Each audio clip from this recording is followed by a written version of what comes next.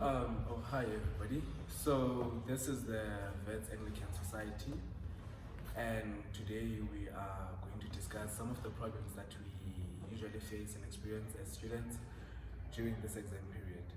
So we're gonna have this in the form of a discussion, just an informal group discussion, as to what are the problems that we face and why do we think we face those problems, and then solutions maybe, or innovative ways towards solving those problems. We can start with you. Hi everyone. I think generally some of the problems that we face as students, more especially during the exam time, because it's now a different stage of our lives. It's no longer like the rest of the year where we were just still being given content and had to learn it without having to worry about whether we understand it or not. Now it's a point where we actually have to puke out everything that was taught to us throughout the entire year, and we need to write exams and pass. And it becomes a problem because we are not used to failing generally as students, the caliber of students. Or even if I don't think someone can be used to failing. But it's a case of you fear failing to such an extent where it starts playing on your mental well-being and everything starts changing. The fear that we have of failing is most generally driven by the repercussions you failing would have, family pressure. Some of us are also here carrying the fact that we are the first in our families to go to university, and now you feel like a disappointment to your family because you are failing. And yeah, sometimes it's unnecessarily pressure that we place on ourselves to want to do better. Another thing, this thing can also be broad in the sense that the third parties and how they're going to feel when some certain things about failing happens to us. But also for me personally, the feeling of having to fail is what I'm mostly afraid of. It's like there is room for me to actually go and improve and actually repeat something, but the feeling of having to understand that maybe I'm now left behind, my friends are moving on, sometimes it also doesn't sit well with you, even if you, no matter what kind of a person you are, strong or whatever the kind of person you are, the fact that you know that you are capable of doing certain things and then it didn't happen, but then some people were able to advance, is also what is discouraging about failing. Also, one other thing is how we set examples in our high schools, in our communities. So I've actually had a problem, or I've been at a point where I feel like, okay, I don't think I can do this anymore. I think I want to just drop this and leave it. And as I was talking to one of my friends, he was like, so at this point, it's just more than you now. It's more than about being about you or your family. It's actually about those kids you left at home, those kids you inspired when you were in high school, because they are all looking up to you. So if you quit now, if you say you don't want to do this, then what hope are you giving to them? Like, what image are you setting for them? Are you also telling them that no, when you get to a certain point, it gets impossible? So it's that pressure that becomes built up or put on you as time goes on. Okay, so now from my side, I'll just going back to what Ngozi has already said, that okay, hi guys. Okay, so going back to what Ngozi has said, that now it's that period that we have to puke out what we have been learning throughout the year, and especially us as students, we like leaving things for the last minute, right? All throughout the year we'll be like, no, I'll do this next week, and I'll do this next month. I still have time. But now it's the time that you have to know everything that you've been taught, and now it's right. Kela, come close. I don't see you. Okay, welcome to and together. Okay, now carrying on. Where was I? Okay. So like I was saying that we've been procrastinating throughout the year, and I'm like, now it's that period. Now you have to know everything, the content from beginning of the year up until now. And another thing is that in high school, the level of teaching it was just like, if you know what you studied, like it's possible that you pass and with good marks. You can even cram the things, you can do past papers, and then you pass. When you get here, you can do all the papers, and when you get there, it's about application. And then now that's a problem, and then it becomes more of a problem because you find that you've been having sleepless nights throughout the week. You get there, you fail, and then you have another one tomorrow. It's just like, it's too much pressure. That's what Can I just add also something?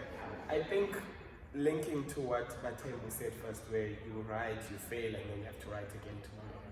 This thing of continuously having to write and then you keep receiving bad results back that you failed is something that also sort of demotivates you as a person to actually, you start having self-doubt. Why am I still here? Am I worthy of this degree? Can I do it? And that's just piling up and helping you fail more rather than actually providing a solution for you to start passing. And I think one of the other contributors to the fears that we have of failing is the people in front of us. The people ahead of us, they will always tell you, that module, there's no way you are going to pass it. And now you start hearing all these outside influences who know everyone struggles through it. People had to do it twice before passing, 3 times before passing. Who am I? And I think that's where you start losing yourself, because you form who you are based on the image of others. You no longer know that I am that same person who is able to handle these pressures and can actually pass and do this. But you start basing your life on the fact that other people failed it, other people did it 3 times. So now let me just relax. I'm going to do it 3 times before moving on. And that's where you start losing yourself. Yeah, and like echoing on what Ngozi just said, you know, this thing is also about like society, not society tells us is right. Society tells us it's right to actually be successful, or to live a lavish life, or to work hard, to have sleepless nights, to actually work and not sleep, because apparently the stock market is alive at 12. The news indicates people are actually making decisions on your behalf. So all of those things are also factors, because now this benchmark that society has put for us is what we're trying to follow. And if we can't follow that, then we fall into traps of depression, anxiety, and sleepless nights that are basically not in support to what we actually want to achieve. So, and if you also look at like successful people, these successful people, they'll always tell you that if you've never failed before, I can't fund you. If you've never enjoyed certain things, I can't be with you. So you also have that mindset of saying, these people have been able to conquer society, are saying this, but society is saying this, then where do I fit in? Because now I'm not sure about what should I do as a person, and hence you stress yourself too much. You're now looking at factors of looking back at home about what is happening back at home. Who do you want to advance? Do you want to advance yourself as well? Who do you want to look up to, and all those kind of things? It's like unnecessary pressure that started from the benchmarks the society had already put for us as people. Also, you know how we are normally told not to compare ourselves with other people. But then again, we know in each and every class there are those special people who will always do well in their modules, who will always do well in their tests. So it also goes to a point where people ask you, oh, sometimes your parents even ask you, if so-and-so can do it, then why can't you? And then it's just how different we are as people. We don't have the same strategies of studying. Some of us actually have to do things more times for us to actually get them right. So that pressure that also, if other people did it, then why can't you? We're not comparing ourselves, but I mean, the pressure is always there somehow. I think as much as it's fine to say that society generally influences us fearing to fail or driving us to fail actually in a way because we push ourselves beyond, I think it's also important that we don't forget that there's other factors that can actually come into play that can contribute to us failing. For example, family pressure. It might not necessarily be family pressure because now my family is lost hope, and if I fail, then there's no more hope, or they'll start losing hope in me. But sometimes it's just things like my dad is sick at home. Now I'm no longer stressing about myself only, but I'm stressing about whether my father's going to survive or he's going to die. He's the only person I have that I live with. All those things start piling up on you, and then you start saying, ukuthi you are going to fail. As university students, there's many problems that we have and we face. Accommodation is another issue. We know of people who sleep in the libraries. How do I expect you then to outperform someone who had a good night's sleep when you had to sleep at this library, and at the same time, whilst you're sleeping here, you're just probably pretending that, no, I passed out while I was studying. But when you know you are hiding exactly how you feel. And people say, speak out about your problems. Sometimes you get to a point where you feel like people aren't listening when you speak out. And that demotivates you to speak out. And at the same time, personally, what I have seen throughout the years, that it's a problem to expect your friends to be the ones to provide solutions to your problems, and to be the ones that always listen to your problems and understand your problems. Me as your friend, I'm also a university student just like you. And I'm also going through certain things that I probably can't speak about and would like to speak about. But because of the space I'm in at that time, I can't speak about it. So it becomes unfair where you now start placing the blame on your friends to say, I tried to speak to my friends didn't listen. Because your friends also have their own issues they need to deal with. So sometimes actually seeking for professional help, for someone whose sole job or sole priority is to forget about their problems and actually look at your problems and try to help you come up with solutions to your problems. There's this thing of Uguti, we always shy away from seeking professional help from psychologists. And it's also a stigma that we have as black children generally, I think, Uguti. And also fearing discrimination and judgment. Now you're going to look like you are a crazy psychological person. You are going into CC2U. Why would you go there if you are stable and you have your life sorted? So we fear how society looks at us. Like I said, with the Abantu Bazotini, we care about what people will say as much as we try to hide it and say we don't care. At the end of the day, the perception we give to people becomes a problem. With that being said, what are the possible solutions towards these problems, that the pressure that we feel, us not trying to compare ourselves with other people? Like, how can we overcome such situations? I mean, we know that at Wits, we normally have, it has become even a norm that each and every year during this time, we're going to have a case of suicide, 1 to maybe like 5 cases of suicide. So how can we like try as students to avoid such situations, or to actually reach out to these people, or to reach out to one another in order to like ease the pressure on us and also solve this situation? I think, just to add on what Nkosi said, like generally people will always tell you about their success stories. They won't tell you how like they overcame failing. If they tell you something about failure, they'll just say, no, I failed, but then eventually I got successful. They won't tell you how they overcame that failure.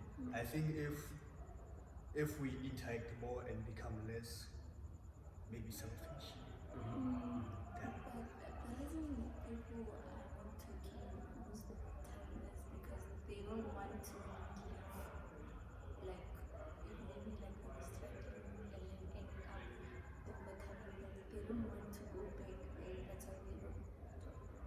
I mean, I think that with regards to people not being able to talk about certain things, mostly the greatest percentage is driven by greed and people wanting to stay in a certain position whereby we're always looking up to them. Like, you are the successful one, how did you get there? No, I failed, and then I succeeded. That's what they want to tell us. But with regards to the solutions that will help us into making sure that we shy away from these things, or we become stronger to deal with these things, there is not an exact solution to some of the things. There are things that might help us to actually get to help or to decrease the effects of these certain things.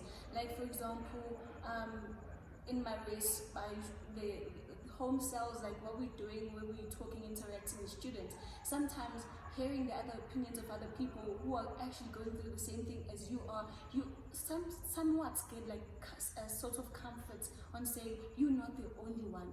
And in that way you get some comfort, and you won't actually be tempted to do certain things. So like it's not like a straightforward thing. Like there's a straightforward answer. Sometimes the answer is not valid. It's actually divided by 0, guys. It's not existent. So it's like there are just some certain things that help us into figuring everything out in the end. Also, I feel like if we talk more to our parents, because I feel like that's where most of the pressure comes from at home, because they know that this kid was doing well from primary school, so why are you not doing well now? So lately I've been trying to open up to my parents that actually I think it's hard. I feel like this is getting too much. I'm trying, I'm putting so much effort, but the results don't really match the effort. And to some extent they do understand.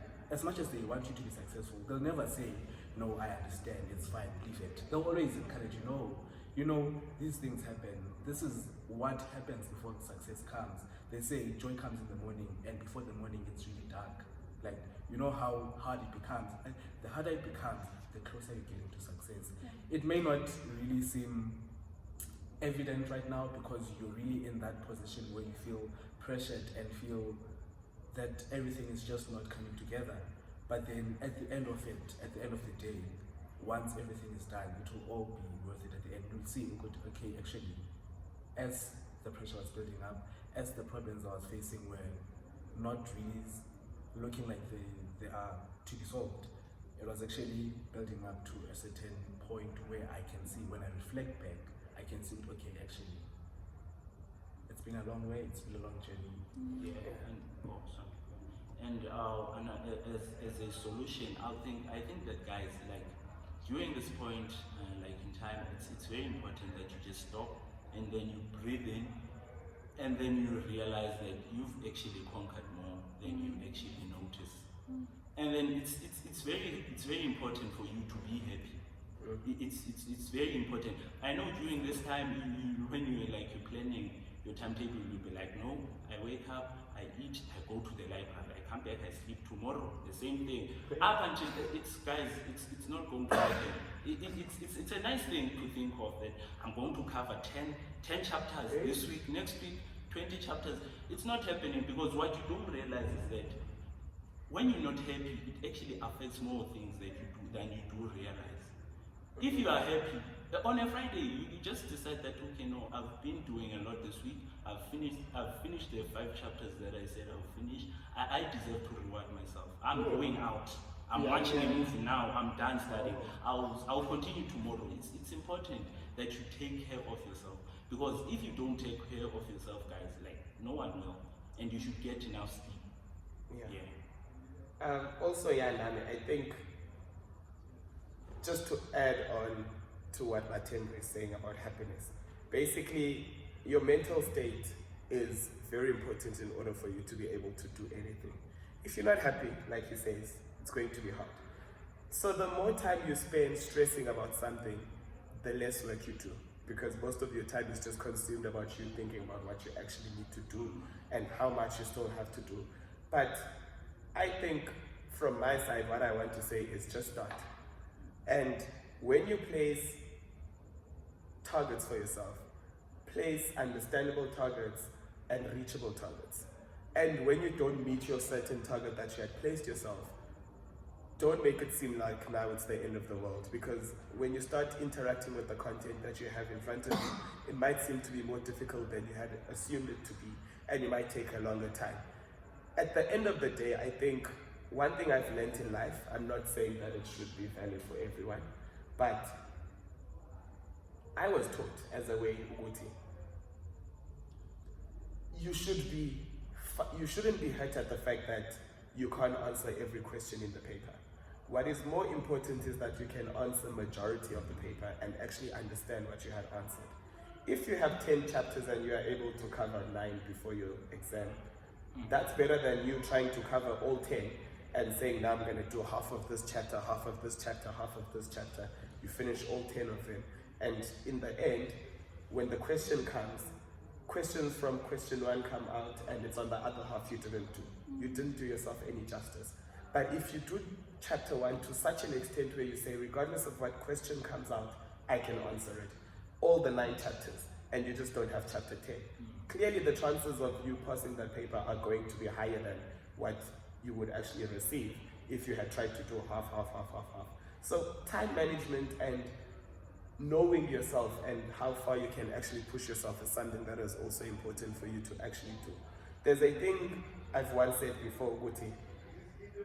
We are children of God, T. And for us, we believe that we were formed in His image.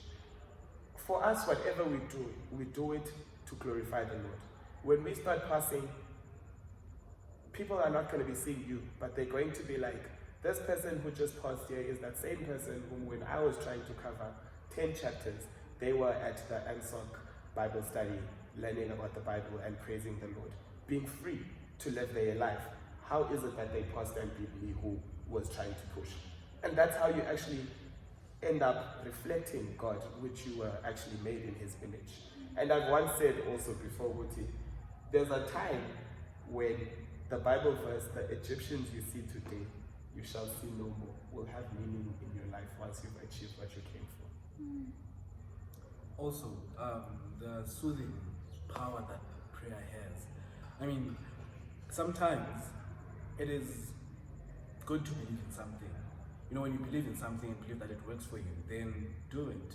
If prayer for you works, if praying and also asking for guidance, asking for wisdom, asking for light, if it works for you, it will also have that psychological effect on you that, okay, I prayed, so everything should go well. It will also help you relax and also do things accordingly the way you should do them. Scotty, I think that's it. any other words of encouragement?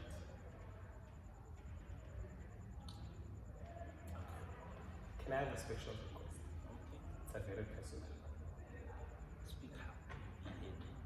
And be like, there's a thing of Ubuti. You spoke about Ubuti. People don't want to. They tell you I failed. I got back from failing. And then they don't speak about how I got back from failing. So how do you get back from failing?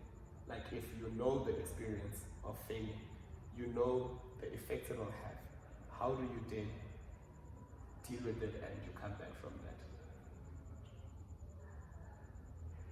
What are some of the things that you will actually experience because of failure? But how do you move on to say now that no longer defines me?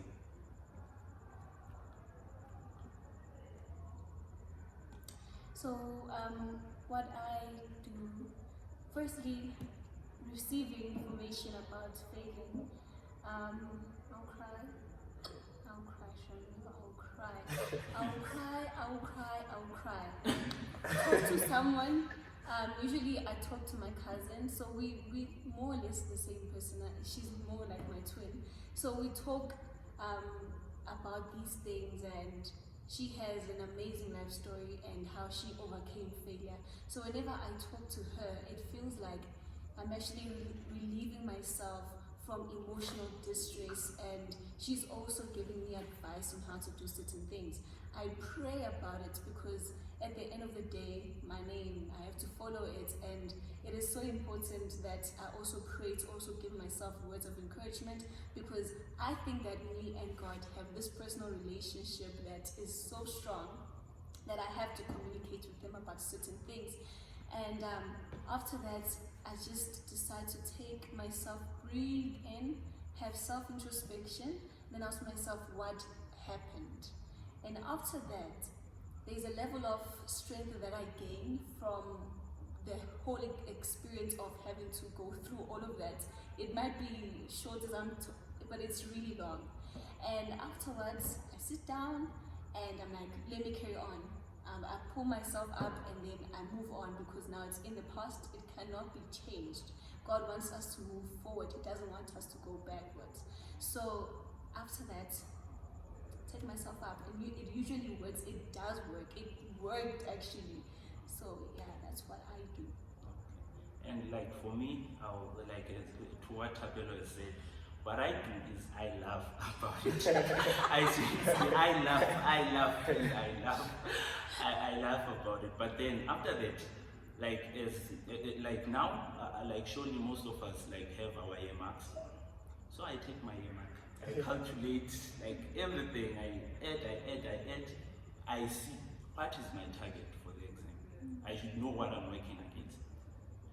And then, if it's possible, sometimes guys, you should realize that sometimes it's really, but then I see, well, is this possible? Because now if I need a 90%, I've been failing throughout the year, now I'll need a 90%, like, okay, fine. If it's possible, that, okay, now I see, maybe I need a 70%. You see, 70%, okay, so it's doable. I pray about it. It's doable. You can do it. 70%, you're not in the deep dark end. Like, okay, I pray about it. But then there's one thing that I want a lot of people to notice is that you cannot substitute hard work for prayer. You see, you pray about it. You don't pray the whole day. You pray about it. If 10 minutes, you pray, you're done. And the first thing that you do, you go back to these things you've been feeding. Like you need 70% for a reason. It didn't just happen out of the blue. What mistakes did you actually do to get these marks? And you make sure that if the same thing comes out of the exam, I'm not making the same mistake. And then you focus on the topics that were covered during this block. You should know them because it's obvious, like they haven't been tested. Like throughout the year, possibilities of them being tested, yeah, it's high. So I focus on them. And then when I'm done with them, I go back, then I try to pick up. And you look at the easy marks in every subject. There are easy marks that you can like literally get in a question. So yeah, that's what I do. And then I hope for the best. I think that's all for today. Thank you guys. Thank you. Hey Siri. Hey Siri.